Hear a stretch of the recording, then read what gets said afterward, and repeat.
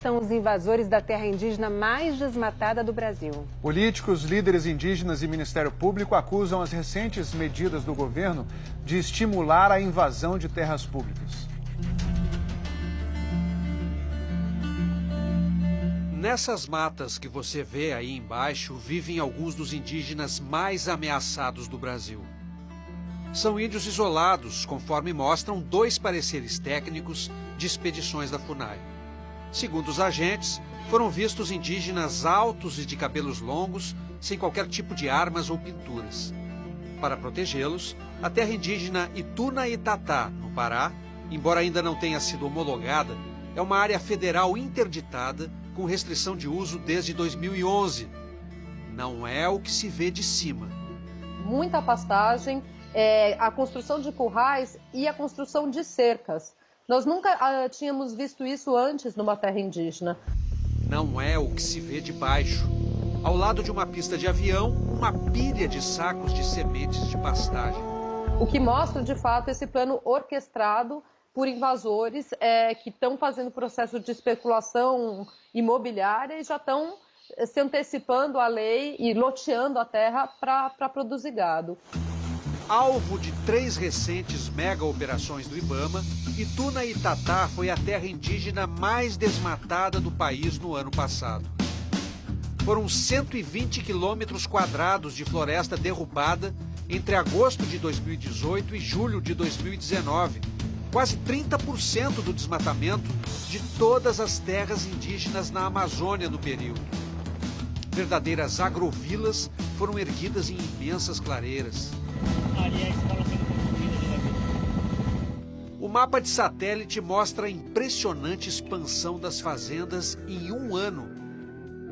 O Greenpeace Brasil identificou a emissão de 223 cadastros ambientais rurais na área de Ituna Itatá.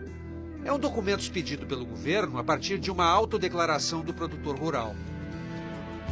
É como se 94% da área da terra indígena tivessem sido retalhados por fazendas.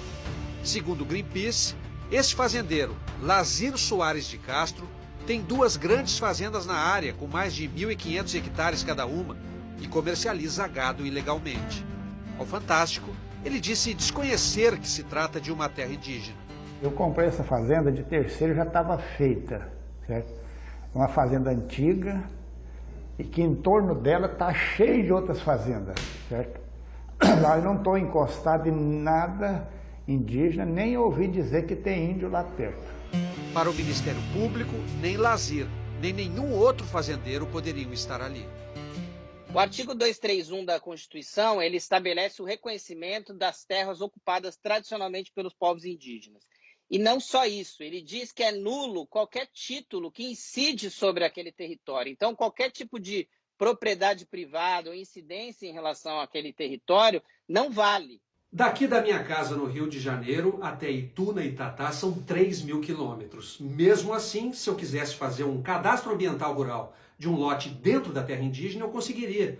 Bastaria baixar um programa no meu computador e enviar os dados para o governo. Seria a primeira fase de um sistema remoto de autodeclaração, que supostamente teria de ser confirmado por uma segunda fase. O problema é que no Brasil a gente ainda não conseguiu terminar de implementar a primeira fase. Então a gente ainda está na fase da autodeclaração. Então o cara ele passou a ser utilizado como um documento para tentativa de legitimação de posses ilícitas.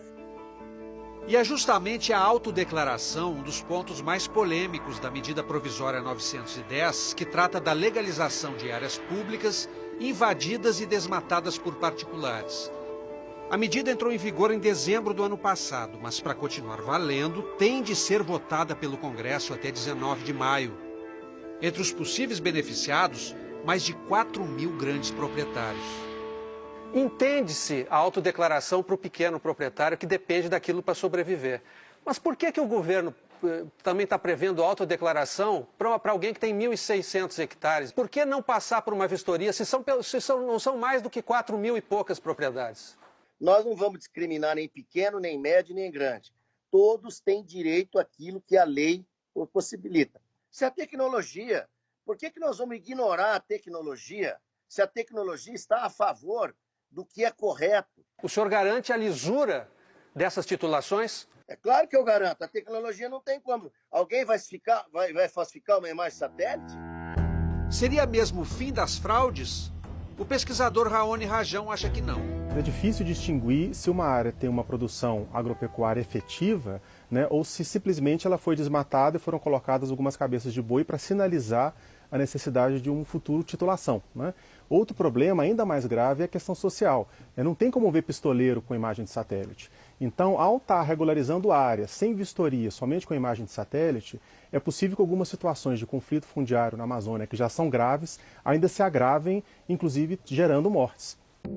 Teoricamente, a medida provisória não dispõe sobre terras indígenas, mas uma outra decisão do governo foi anunciada pelo próprio secretário de Assuntos Fundiários ao lado do presidente da FUNAI. O governo federal tem uma ótima notícia, principalmente para o campo. É a Instrução Normativa número 9 que abre a possibilidade de legalizar invasões em terras indígenas não homologadas. A partir de agora, somente estarão no CIGEF as áreas indígenas homologadas pelo decreto presidencial. CIGEF é o sistema que atualiza a lista suja de propriedades em situação irregular.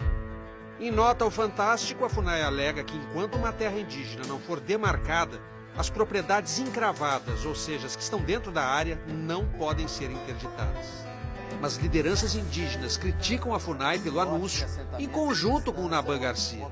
É público e notório que a FUNAI já está infestada de pessoas indicadas por ruralistas. Não sabíamos que essa aproximação dele daria numa tamanha violação de direito com essa instrução normativa. O presidente da Comissão de Meio Ambiente da Câmara dos Deputados vai na mesma direção. Ele sempre trabalhou para essa indústria da grilagem. Está na mão dele a regularização fundiária de terras públicas ocupadas. Isso é um grande equívoco do governo. O governo precisa retomar o controle sobre as terras públicas. As terras públicas pertencem a todos nós. O deputado Rodrigo Agostinho falta com a verdade. Para não dizer que ele está mentindo, vou ser um pouco mais cordial com ele. Essa história de dizer que essa MP da grilagem é uma mentira, é uma farsa. Pelo contrário, essa medida provisória convertida em lei, ela vai acabar com a grilagem no Brasil.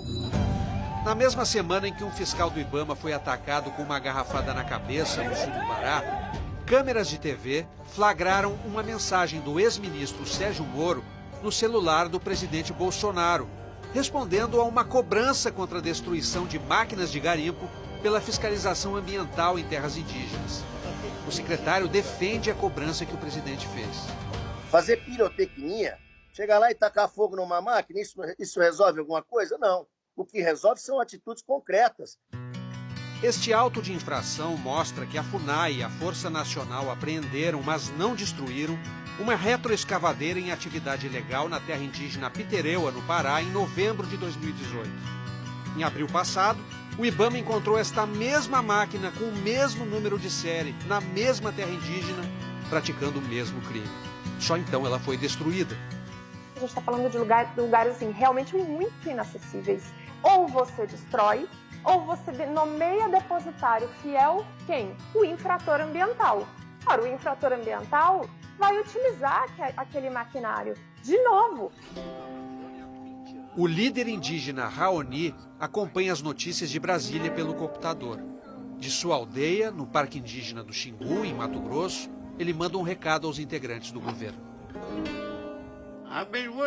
Talvez vocês imaginem que só porque eu estou na minha aldeia eu não tenho acompanhado as notícias. Por isso, me escutem. O que queremos é paz. Indígenas e brancos vivendo sem conflito. Espero que essas medidas não saiam daí, pois seria uma ameaça além das que nós já sofremos. Depois dos comerciais.